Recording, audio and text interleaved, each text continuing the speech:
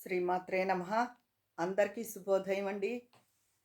అందరూ ఏం చేస్తున్నారు? పొద్దున్నే స్నానాలు, పూజలు హడావుడిలో ఉంటారు. పిల్లలకి లంచ్ బాక్సులు ఇచ్చేవాళ్ళు ఆ హడావుడిలో ఉంటారు. టిఫిన్‌లు కంగారుగా వెళ్ళే వాళ్ళకి చేసి ఇవ్వడానికి. అంతే కదా! అయితే ఈరోజు గీతా జయంతి అండి. అంటే కురుక్షేత్ర యుద్ధ ప్రారంభంలో శ్రీకృష్ణుల వారు అర్జునుడికి ఉపదేశించారు గీతని ఈ రోజున భగవద్గీతని. అసలు ఆ భగవద్గీత లోని సారాంశాన్ని గ్రహిస్తే మనకి ఎవరి మీద కోపతాపాలు గానీ ఏమీ రావు. ఎందుకంటే మీరు చేయవలసిన పని మీరు చెయ్యండి. మీ కర్మ మీరు చెయ్యండి. ఫలితాన్ని ఆశించొద్దని చెప్తారు ఆయన. కానీ మనం ఏదైనా చేసి పిల్లల నుంచి అవని ఎవరి నుంచైనా మనం ఫలితాన్ని ఆశిస్తాం. అది ఆశించకుండా ఉంటే అందరూ ప్రశాంతంగా ఉంటారు. మనకి భగవంతుడు సృష్టించిన పని ఇది. మన పని మనం చేసేయడం అంతే. అవతల వాళ్ళ నుంచి వచ్చే రిజల్ట్ గురించి మనం ఆలోచించకూడదు. అదే ఆయన చెప్పింది. అది ఆ సారాంశాన్ని మనం వంట పట్టించుకుంటే మనకి బాధుండదు. కానీ మనం పూర్తిగా ఈ లౌకిక జీవితంలో పడి అంతలా వంట పట్టించుకోకుండా ఉంటాము. వంట పట్టించుకుంటే ధన్యులమే. అందుకే తరచూ గీతని చదువుతూ ఉండాలి. సంస్కృతంలో కాకపోతే పక్కనే తాత్పర్యం తెలుగు అర్థం ఉంటుంది. ఆ తెలుగు అర్థం చదివితే చాలు. అది పూర్తిగా మన మనసుకు వెళ్తుంది.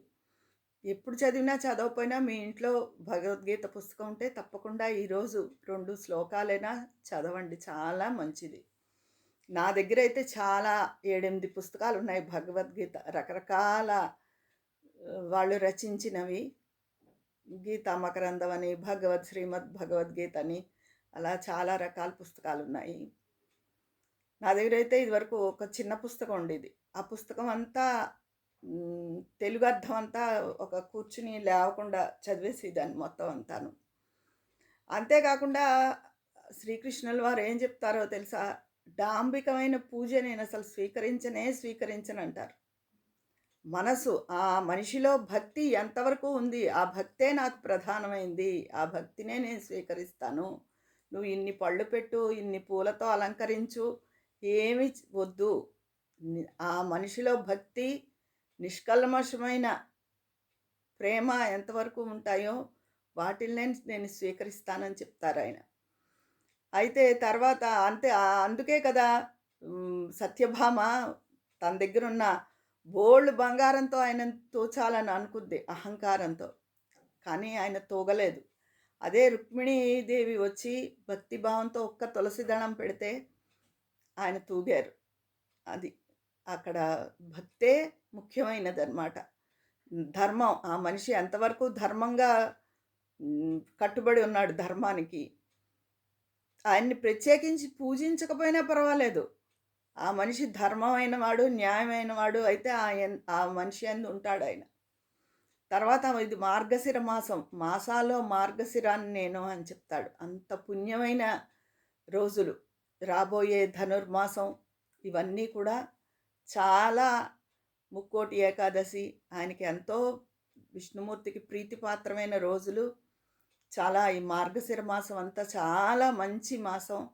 కార్తీకం ఈశ్వరుడికి ఎలా ప్రీతో శివకేశవులు ఇద్దరికీ ప్రీతే కార్తీకం.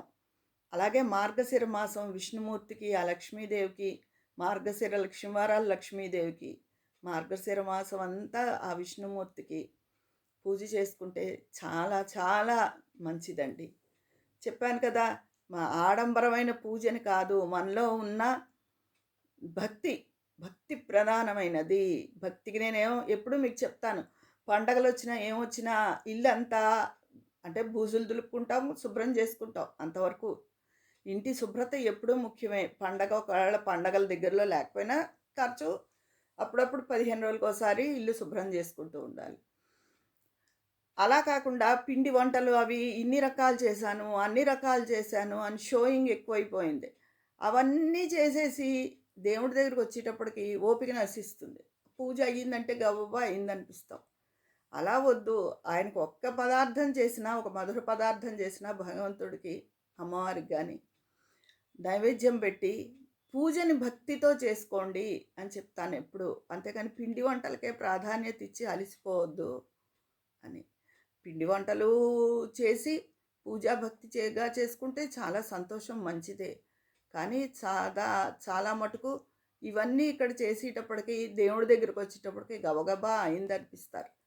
అలా కాకుండా అది పూజను భక్తితో చేసుకుని ఆయనకు ఓ పండు సమర్పించినా, ఒకే ఒక నైవేద్యం కొంచెం సమర్పించినా ఆయన ఏమీ అనుకోడు.